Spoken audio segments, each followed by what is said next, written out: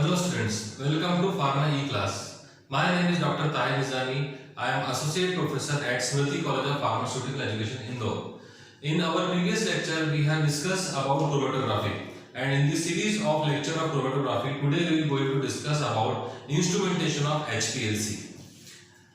In HPLC instrument, as we discussed in our earlier video, that it is high performance liquid chromatography. And in this video I have depicted all important components of HPLC system.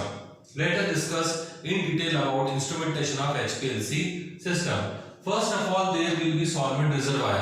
Solvent reservoirs are used to make store solvents, and we have discussed that solvents are taken in some ratios like polar and non-polar solvent ratio along with buffer system. So all solvents which are taken inside the HPLC system are stored in this reservoir, and these reservoirs are connected with degazers, and these degazers, as name suggests, degazer is to remove gases. Now all dissolved gases which are present in mobile phase are removed by degazer. The simple degazer is ultrasonicator which remove the dissolved gases. Now dissolved gases can affect our analytical chromatogram, so that is why we have to remove, and it can affect the retention time of our drug. That is why it is desired to remove the gaseous molecules which are dissolved in mobile phases. And all types of mobile phase and solvents which are used in HPLC should be of pure grade, that is HPLC grade. We cannot use analytical grade substances or solvents in HPLC because we know that it is very sensitive and very accurate technique. So that a special type of grade is used in HPLC solvents, that is HPLC grade. And these type of solvents are filtered before they are used into HPLC column, because if any impurities left behind in the solvent can choke our column. So this is a very important part. So the solvent from solvent reservoir enter into degazers, and from degazers the solvent enter into a solvent mixing valve. The function of solvent mixing valve is to mix well the composition of solvent. Now this HPLC system work with the software. There are different type of software like Empower software, etc. So through this software we design which ratio is to be selected. For example, if we take 10 parts of water and 90 parts of methylone, then this solvent mixing valve will mix these two solvents very well and then enter into the pump. Now next part is pump. Pump is very important part of HPLC system because this pump is responsible to inject the solvent with a high pressure into the column. Now there are different types of pump which we use in HPLC, like reciprocating pump, or we use pneumatic pump. That we will discuss in our next lecture. After pump there is a guard column. As name suggests, this guard column or pre-column is used to check whether any impurities cannot reach into the column. That means if solvent contains some impurities or some foreign particles, then this guard column filter that particular substances and then send the mobile phase with a more purified form. So guard column, as name suggests, guard the presence of any impurities if present in the mobile phase. Then here is sample injector. Sample injector is in the loop form, and in this sample injector we use microneedles or micro syringe to inject the sample. The ideal sample size is 10 microliter, and from this sample injector port we inject the sample into the column. Now this has two modes. One is load mode and other one is inject mode. So sample injector basically has two modes, load mode and injector mode. When we put it in load mode means that we have to put the sample inside the tube of sample injector, and when we put in injector mode, that means the loaded sample is now injected into the column. So there is a two modes in sample injector, load mode and injector mode. In load mode we simply fill the tube with the sample which to be analyzed, and when we put it into injector mode, the sample injector automatically pushes the loaded sample into the column. Then comes the very important part of HPLC system, that is column. This is our analytical column. This is made up of stainless steel. Stainless steel से इसलिए बना होता है because it has to withstand pressure of 1000 to 10,000 psi, and this pressure is generated by pump. And if we use some glass or plastic pump material to make this column, then they can burst. And moreover, the adsorbent which is filled inside the column is also very finely, and there is a very large pressure inside the pump. That is why it is made up of stainless steel to withstand the pressure. Now this column is analytical column. There are different type of analytical column that we will discuss after some time.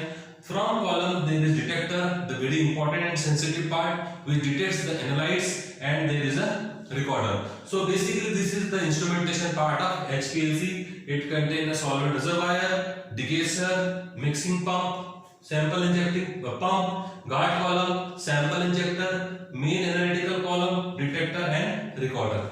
Now solvent reservoir is used to reservoir solvent. Then we can have binary system, that is 2 solvent can be used. We can use quaternary system, that is 4 solvent used. They are labeled as A, B, C, D. Then there are some tubes which are made up of HPTE, that is high grade of plastic, from which the samples are sucked from the reservoir. So binary system and quaternary system means 2 samples can at a time can be taken from reservoir, and quaternary system at a time 4 solvent can be taken from reservoir and can be injected into the pump. HPLC solvents are, as I told you, high grade solvents. Degasser is used to remove the gases. Sonicator is a type of a degasser. And there are 2 types of pump, that is constant pressure pump and constant flow rate pump. The ideal flow rate of in HPLC is 1 ml per minute.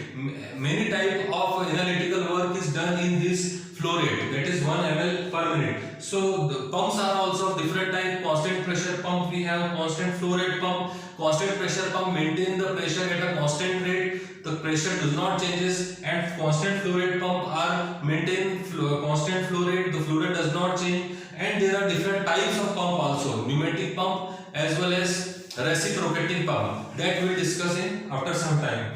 The pre-column check whether any impure substance or particles or any particle do not enter into the column. The internal diameter of guard column is 4 to 5 millimeter and the length is 2 to 10 centimeter.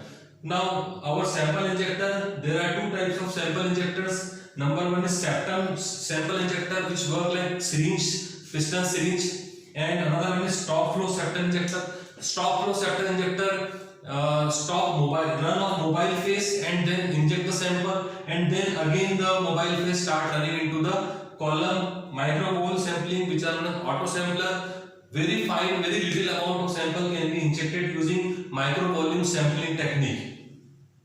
Analytical column is made up of stainless steel.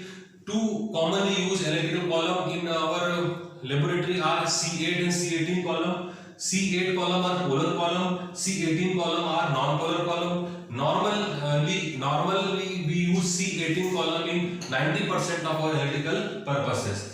Detector is the most important part of HPLC component. The various type of detectors are UV visible detector, conductivity detector, then the fluorescence detector, PDA detector, that is photodiode array detector. So we will discuss in our upcoming slide more about instrumentation of HPLC. Hope you understood the flow diagram and the various important parts of HPLC system. Thank you. With the sample which to be analyzed, and when we put it into injector mode, the sample injector automatically pushes the loaded sample into the column. Then comes the very important part of HPLC system, that is column. This is our analytical column. This is made up of stainless steel. Stainless steel से इसलिए बना होता है because it has to withstand pressure of 1000 to 10,000 psi. And this pressure is generated by pump. And if we use some glass or plastic pump material to make this column, then they can burst. And moreover, the adsorbent which is filled inside the column is also very finely, and there is a very large pressure inside the pump. That is why it is made up of stainless steel to withstand the pressure. Now this column is analytical column. There are different type of analytical column that we will discuss after some some time. From column there is detector, the very important and sensitive part, which detects the analytes, and there is a recorder. So basically this is the instrumentation part of HPLC. It contains a solvent reservoir, degasser, mixing pump, sample injecting pump, guard column, sample injector, main analytical column, detector and recorder. Now solvent reservoir is used to reservoir solvent. Then we can have binary system, that is 2 solvent can be used. We can use quaternary system, that is 4 solvent used. They are labeled as A, B, C, D. Then there are some tubes which are made up of HPTE, that is high grade of plastic, from which the samples are sucked from the reservoir. So binary system and quaternary system means 2 samples can at a time can be taken from reservoir, and quaternary system at a time 4 solvent can be taken from reservoir and can be injected into the pump. HPLC solvents are, as I told you, high grade solvents. Degasser is used to remove the gases. Sonicator is a type of a degasser. And there are 2 types of pump, that is constant pressure pump and constant flow rate pump. The ideal flow rate of in HPLC is 1 ml per minute. Many type of analytical work is done in this flow rate, that is 1 ml per minute. So the pumps are also of different type. Constant pressure pump we have, constant flow rate pump. Constant pressure pump maintain the pressure at a constant rate, the pressure does not changes, and constant flow rate pump are maintain constant flow rate, the flow rate does not change. And there are different types of pump also, pneumatic pump as well as reciprocating pump, that we will discuss in after some time. The pre-column check whether any impure substance or particles or any particle do not enter into the column. The internal diameter of guard column is 4 to 5 millimeter and the length is 2 to 10 centimeter.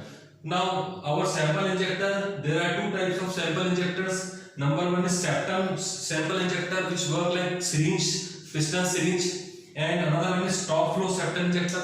Stop flow septum injector stop run of mobile phase and then inject the sample, and then again the mobile phase start running into the column. Microvole sampling, which are an auto sampler.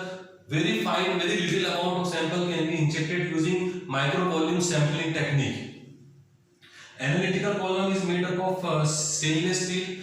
2 commonly used analytical column in our laboratory are C8 and C18 column. C8 column are polar column, C18 column are non-polar column. Normally we use C18 column in 90% of our analytical purposes. Detector is the most important part of HPLC component. The various type of detectors are UV visible detector, conductivity detector, then the fluorescence detector, PDA detector, that is photodiode array detector. So we will discuss in our upcoming slide more about instrumentation of HPLC. Hope you understood the flow diagram and the various important parts of HPLC system. Thank you. कितने हो गए? 9 minute की। हाँ चलो बढ़ा दे थोड़ा सा और कर दो क्या? कर दो थोड़ा सा 10 मिनट कर दो.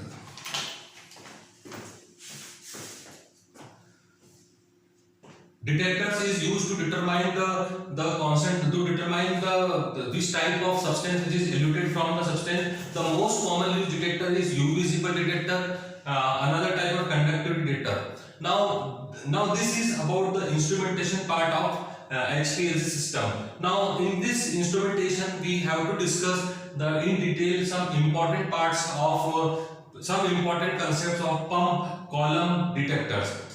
Okay. So there are different types of pump, as I discussed. There are different types of columns which we use. For example, in normal phase HPLC we use C8 column because they are polar, and we take some non-polar mobile phase. And in reverse phase HPLC we take C18 column which are non-polar, and we take polar mobile phase.